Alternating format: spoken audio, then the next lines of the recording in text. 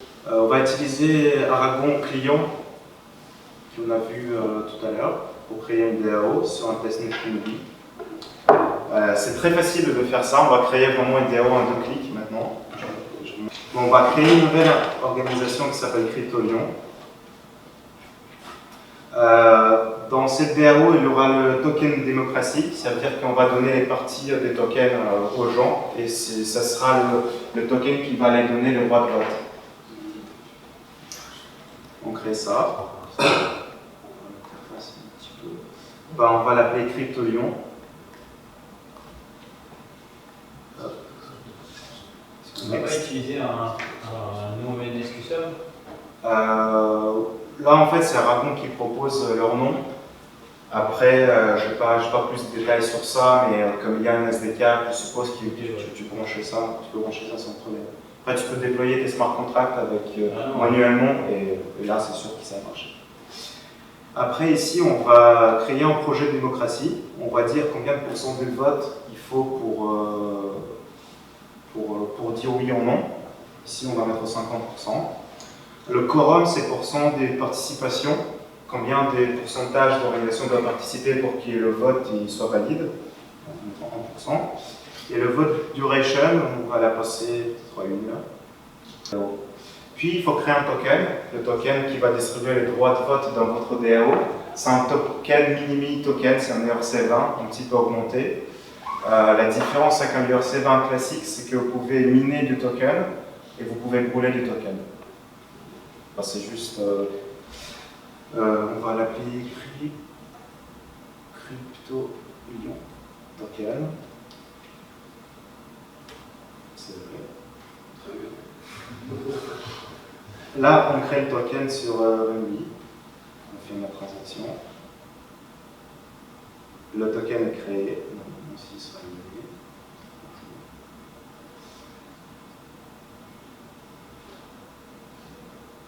En attendant que ça ligne, si vous avez des questions un petit peu sur Aragon comme DAO. Ouais. C'est quoi l'histoire des lends? L'histoire des lends, c'est un projet qui est à part, mais vous pouvez, c'est un Decentraland, c'est un projet qui vend des parcelles du terrain dans un monde virtuel. Et là, vous pouvez, c'était juste un exemple, comment un agent peut interagir avec n'importe quel smart contract. Si vous voulez que votre DAO possède des terrains, vous pouvez le faire. Ça, c'est cool. C'est terminé. On a créé le token, et là, on va créer la DAO. C'est quoi ton appli C'est le MetaMask pour interagir avec le réseau Renly. En fait, c'est un plugin que tu mets dans ton navigateur web, tu importes des wallets et après tu peux interagir avec des différentes chains Ethereum. Mais là, du coup, tu as ton wallet Ethereum? Ouais, en fait, je vous montre vite fait. J'ai un plugin avec plusieurs wallets Ethereum. Je peux les créer, je peux les importer. Puis ici, je choisis les réseaux différents. On est sur le réseau de testnet qui s'appelle Renly.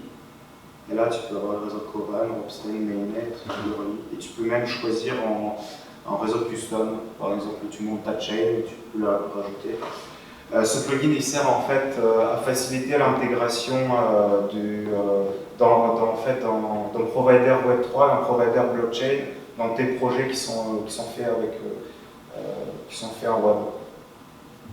En fait, dans ton navigateur, tu as une wallet qui est intégrée, tu as un moyen d'interagir avec la blockchain à partir de ton navigateur. Là, l'organisation a créé, Get Started. C'est bon, notre DAO, il est là, il est créé en 2 clics.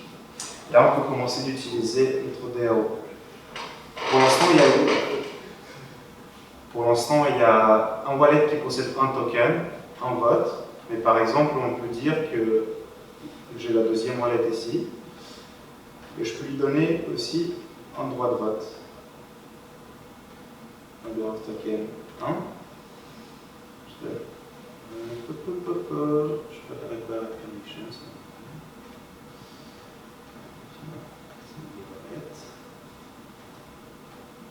Un token.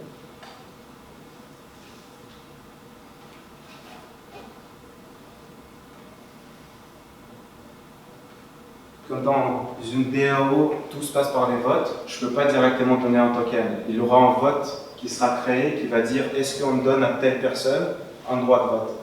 Comme pour l'instant, il n'y a que moi, c'est moi qui je vais voter. Dans le vote, je vais voter oui. Oui, il y a un vote. Est-ce qu'on donne un token à l'adresse? Comme je suis tout seul dans la DAO, je vais dire oui.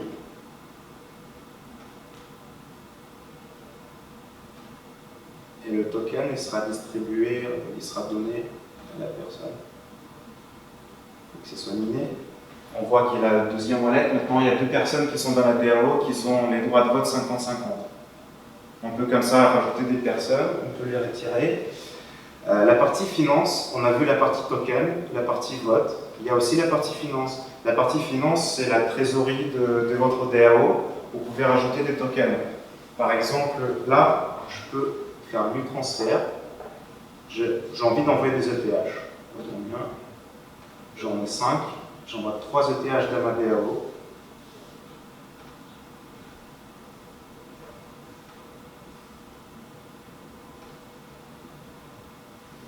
Et maintenant, dans ma DAO, j'ai 3 ETH. Je peux facilement envoyer de l'argent, mais pour les sortir, il faut aussi passer par un vote. Si j'ai envie d'envoyer à quelqu'un 3 ETH, je dis pourquoi j'ai envie de les envoyer. Par exemple, il développe un projet, il y a un petit commit GitHub, et après les gens ils votent, ils disent est-ce qu'on l'envoie ou pas. Oui, c'est ça. Après, il y a un système de permissions qui est super intéressant. Ça va vous permettre de gérer les droits de tout dans votre organisation, les droits sur tout. Je peux par exemple dire que n'importe qui peut miner du token de ma organisation, par exemple. Ça n'a pas de sens parce que bon, comme ça la DAO devient vulnérable, mais je peux le faire. Et ça, c'est bien. App Center, c'est une partie, c'est comme un App Store. Vous pouvez installer des applications pour votre DAO.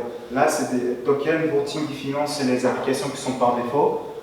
Mais dans le futur, vous aurez des autres applications. Pour l'instant, il y en a pas. Mais bientôt, il y aura des applications surveillées, par exemple le RD. Vous pouvez installer normalement dans votre organisation l'application surveille et vous pourrez faire des surveilles dans votre organisation. Vous pouvez bien développer votre application, l'intégrer dans la partie cliente, n'importe qui pourra l'installer et après vous créez des fonctionnalités qui vous voulez. Là, on est sur Weekendly. Ouais, donc il n'y a pas besoin d'Aragon token. Mais quand on est sur Mainnet, où est-ce que le token Aragon intervient? Il y a 2 choses différentes. Il y a DAO Aragon Network. C'est une DAO qui est créée avec les mêmes outils, mais c'est une DAO Aragon. Là, le token, c'est ANT. Et là, on a créé une organisation, une DAO à nous. Il n'y a pas besoin de token, même dans Mainnet, il n'y a pas besoin. Ouais, il n'y a pas besoin du token Aragon. On va envoyer des ETH si jamais il y a besoin de. Et on a créé le token, on a créé la DAO en 2 étapes, on a créé un token et la DAO. Et c'est comme ANT, c'est pareil, c'est un token IRC20, pareil comme on a créé tout à l'heure un crypto-union token. D'accord. Et la DAO qu'on peut créer lui-même sur Mainnet n'a pas besoin pour tourner, si elle a besoin d'Ether pour tourner ou pas du tout? Non, c'est les transactions. C'est chaque utilisateur, quand il fait une transaction, c'est lui qui la paye. Ouais, c'est lui qui paye l'utilisateur. Et il n'y a pas de transaction à payer. La DAO en elle-même n'a pas besoin de payer de transaction. Si on fait un vote, on paye parce qu'on interagit avec la blockchain. Sinon, dans la partie finance, j'ai déposé l'Ether, c'est juste la trésorerie. Après, je peux les envoyer quelque part, mais ils ne seront pas utilisés pour payer les flux d'agrément. L'Ether, la population française de 3 Ether, les gens ne peuvent pas jouer avec. Ouais, par exemple, on peut juste essayer d'envoyer un Ether à cette adresse, on fait new transfert, on fait Ethereum. Ah, on va pas trouver qu'est-ce que tu fais exactement, tu envoies quoi à qui? J'envoie un Ethereum depuis la DAO à quelqu'un d'autre. Ouais, à un compte sur ce compte. Quand on fait submit withdrawal, ouais, c'est normal. Il faut que je sois un membre de la DAO.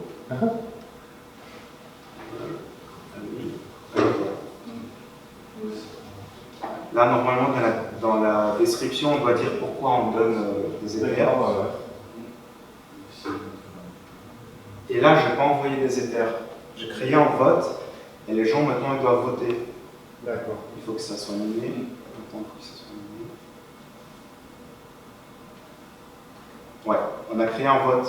Est-ce on finance quelque chose qui est dans la description pour une adresse, pour une raison X ou Y? Donc si par exemple on montait une DAO pour financer le projet de l'avenir, à la finale on fait des machins, on accumule de l'argent, le but du jeu c'est de voir si on veut financer l'avenir ou pas. À la fin, pour payer l'avenir, pour dire bon, c'est bon, on veut bien financer, c'est hyper intéressant en fait, il faudra que toi-même tu rentres dans la DAO pour qu'on puisse t'envoyer ton Non, pas du tout. C'est juste si je veux initier le vote, si je veux initier c'est comme une proposal. Je dis en proposal comme quoi j'ai envie qu'on envoie à quelqu'un de l'argent pour une cause. D'accord. Et tout le monde vote. D'accord. Et la personne, c'est juste une adresse. D'accord. Et là, s'il y a un vote, bah, je dis, moi je vote pour. Et donc là, comme tu as mis 50%, normalement on peut Ouais, comme j'ai mis 50%, normalement ça doit être accepté directement. D'accord.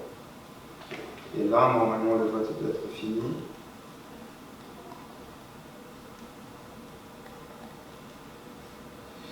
Il est pas 58 minutes. Ouais, normalement, en fait, s'il n'y a que 50%, il va attendre 58 minutes.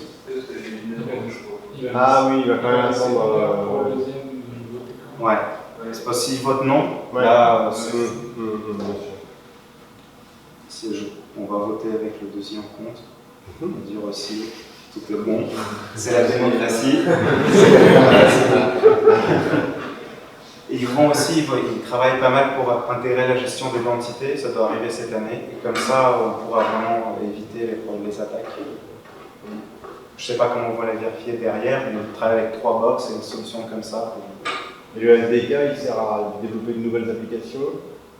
Oui, le SDK il permet d'interagir, en fait, de créer plus simple les applications pour l'aider au Aragon. Et là, on voit que le vote est fini, et puis après le vote, il y a le paiement qui s'est passé, j'ai plus 100 Ethers normalement sur ce compte. Il y avait 6 et 6, tout à l'heure. Il y a un en plus. Et si juste pour voir, si tu cliques sur New Vote, là, tu peux faire quoi comme vote? Juste en haut, il y avait une New Vote. New vote. D'accord. Question, C'est action. génial, quoi, tu peux, d'accord. Ok. On peut juste mettre en question. Ouais, d'accord, c'est juste pour voir. Donc là, ta DAO, elle vient de donner un des erreurs de quelqu'un. Ouais. Et ça, c'est des erreurs résides, du coup. C'est des erreurs qui a bloqué pour créer la DAO au départ. Non, c'est lui d'envoyer. Non, je les ai envoyés tout à l'heure. Ok, On fait finance, Il y avait d'abord 3 Ethers. on peut envoyer presque n'importe quel token. Ça, c'est comme c'est sur Invi, il n'y en a pas beaucoup. Après, on peut envoyer plusieurs tokens, même Other, on met les tokens plus tard. Après, derrière, on peut posséder tous les tokens des ETH. Là, c'est tout. Qu'est-ce que je voulais Une DAO, une DAO. Pardon? Une DAO, effectivement, ou une autre DAO. C'est ça l'interaction avec les contrats, avec Aragon Agent, ça sera possible. C'est pas encore intégré par défaut dans le client, mais si ça va arriver, ça sera possible. Et c'est ça la force, on va dire, de l'agent, les valeurs ajoutées de l'agent Aragon. Mais l'agent n'est pas encore disponible. En fait, elle n'est pas encore disponible dans le client, mais je ne peux pas regarder si elle est disponible dans le SDK. On pourra définir qu'il y a des gens qui ont un droit de vote plus important que les autres. Oui, tout à fait, avec les systèmes de tokens. Token, je peux en donner autant que je veux. Je peux même donner, lui, allez, 1000 tokens, et lui, il aura 1000 fois plus de poids dans le vote que l'autre. Donc c'est bien, c'est un truc à la Doodle qui est assez intéressant. Tu peux jouer sur la capacité de vote des gens, le poids de vote des gens. Et puis, si tu prends l'exemple de Doodle, il y a un administrateur, là c'est pas le cas. Donc en soi, c'est après oui, ok, on a demandé la question, c'était Toto, la réponse c'est oui, non, après donc, si tu veux. Mais en tout cas, je ne sais pas quelles sont les conséquences d'avoir dit oui à Toto, mais en l'occurrence, on sait qui a dit, enfin on sait que ça a été oui ou non. Voilà. Au moins rien que ça, Et c'est pas une personne qui contrôle le sondage. Ça me paraît déjà pas si mal que ça, moi je trouve ça assez intéressant. Comment ça se fait que tu peux donner des tokens à des gens? Généralement, c'est une DAO, donc tu devrais pas pouvoir faire ce que tu veux. En fait, je donne, regarde maintenant, en fait, j'ai dit que je veux donner 1000 tokens, mais sauf qu'il n'y a rien qui s'est passé. Il y a un vote, qui s'est créé, donc tout le monde vote parce que je lui donne des tokens.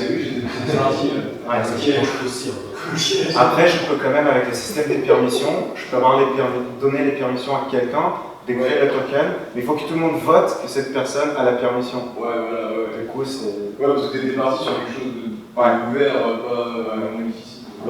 Est-ce que tu as un journal qui peut s'éditer sur une session? Tu fais une session de vote de telle heure à telle heure. Est-ce que tu as derrière un journal, un PV quoi, comme Après, c'est Ethereum qui récorde tout. Si tu regardes ici, il y a tous les votes. C'est récupéré depuis la blockchain, c'est référencé dans le smart contract. Si tu fais view vote là, pour les votes qu'on a en dessous, ceux qui ont déjà été validés, pas ce vote. Tu l'arrêtes, ouais. Oui, j'ai dit Qui a créé qui a créé. Et tu vois une trace sur la blockchain ou pas? Ouais, c'est tout dans le smart contract. Il n'y a rien qui est dans le smart contract d'Aragon, c'est tout référencé. Et on ne peut pas créer une DAO en disant Vladimir et moi on crée une DAO, donc Vladimir a un token et moi lui. Ça c'est pas possible. Pour priori, si on n'est que deux, c'est possible. D'accord. Mais par contre, est-ce qu'après quelqu'un va vouloir rentrer dans la DAO? C'est toute la question. Oui. Tant qu'il n'y a personne, c'est moi qui gère tout. Mais si je gère mal les fonds, personne ne va rentrer dans ma DAO parce que ça ne sera pas intéressant pour les autres. Mais s'il y a 40 000 personnes, je ne peux pas venir et dire si c'était pas dit au tout début que j'ai le droit de faire ce que je veux, je ne pourrais pas. C'est intéressant. Après, c'est l'utilisation basique, après avec les systèmes, avec le protocole des cohortes décentralisées, ça sera beaucoup plus intéressant. Avec les proposal agreements, on pourra référencer vraiment les choses qui ne sont pas vérifiables par le smart contract. Et après, les gens vont voter est-ce que c'est bon, est-ce que c'est pas bon. Et que n'importe qui pourra lever une litige si les règles n'ont été pas respectées, il y aura beaucoup plus de use cases intéressants. Vous avez plus de questions? Une question comme ça, est-ce que c'est raisonnable? Je sais pas si est-ce que l'entreprise, est-ce que ça peut apporter, un peu cette question. Est-ce que ça peut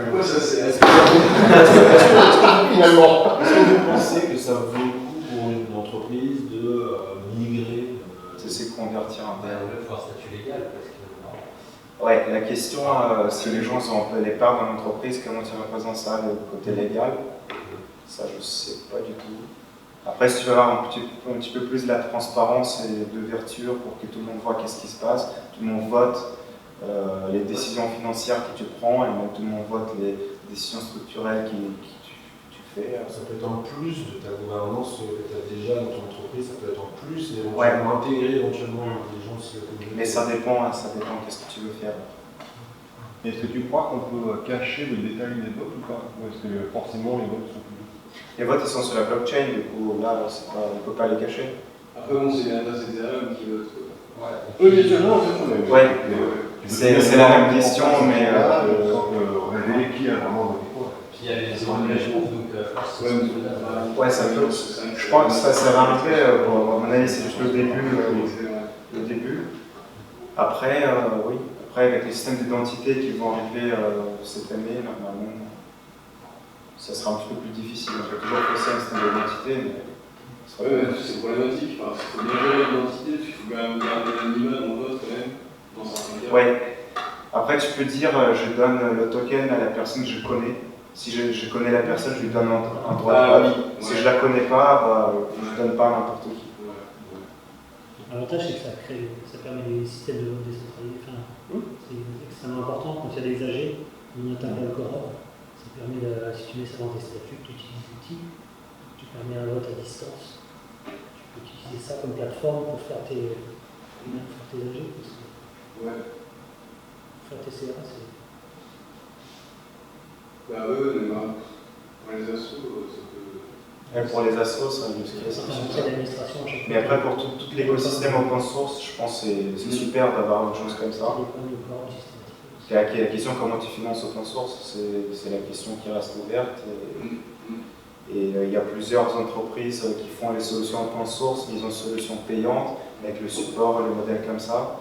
Mais assez souvent, c'est pas suffisant. Et, si on développe vraiment un produit qui est énorme, et derrière ça marche tellement bien que personne ne veut utiliser le pack payant.